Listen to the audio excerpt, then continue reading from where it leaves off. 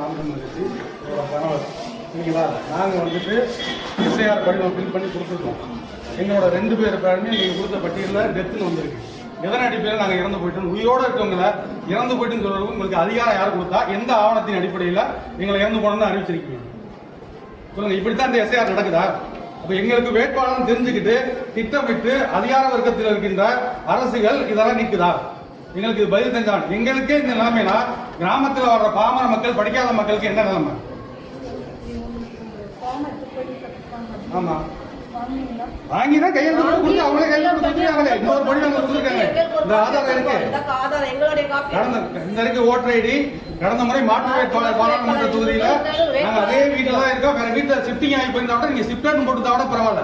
உயிரோட இருக்க எப்படி நீங்க செத்து போன சொல்றது உங்களுக்கு யாரும் உரிமை கொடுத்தா? செத்து போனவங்க டெத் சர்டிபிகேட் வாங்குறதுக்கு 1000 அலைய வர நீங்க உயிரோட இருக்க எப்படி வந்து செத்து போன அறிவிக்க முடியும்? உங்களுக்கு யாரும் அந்த அதிகாரம் கொடுத்தா? எதன் அடிப்படையில் உங்களுக்கு கொடுத்தீங்க அதை சொல்லுங்க. நான் செத்து போயிட்டேன்றதுக்கு முனிசிபாலிட்டி சர்டிபிகேட் இருக்கா? டெத் சர்டிபிகேட் கொடுத்துருக்காங்க சொல்லுங்க பார்க்கலாம். கடந்த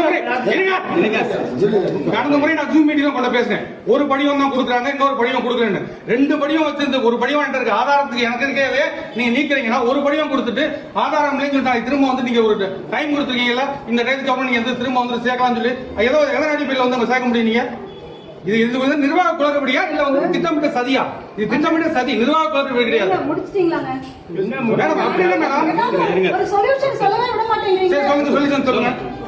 செத்து போன உயிரோட கொண்டாட போறீங்களா சொல்லுங்க, சொல்யூஷன் சொல்லுங்க. அந்த பிஎல்ஓ மேல ஆக்ஷன் எடுக்க சொல்லுங்கப்பா.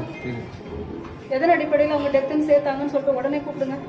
அவங்க 17B சார்ஜஸ் போட சொல்லுங்க, அவங்க பேர்ல சஸ்பெண்ட் பண்ண சொல்லுங்க அவங்கள. இவங்க கிட்ட ரெக்வஸ்ட் கொடுங்க. இல்ல நான் ரெக்வஸ்ட் கொடுக்குறேன் மேடம். ஒரு அதாவது நீங்க அந்த பிஎல்ஓவா வந்துட்டு பணி நடத்துறமோ இல்ல பணி நிகமோ செய்யறது வந்து எங்களுக்கு தேவையில்லை. அவங்க கடைக்கோடி ஊழியர்கள் அவங்களுக்கு எதுவுமே தெரியல. பிஎல்ஓக்கு தெரியாது ஆரம்பத்துல நான் சொல்றேன். இல்ல பிஎல்ஓக்கு எதுவுமே தெரியலையே. எங்க பேரை சேர்க்கிற எத்தனை பேர் இந்த மாதிரி யாருக்கு ஒரு நாள் நீதி கிடைச்சா மத்தவங்களுக்கு யார் நீதி கொடுப்பா? நீங்க வயசு போங்க மேடம்.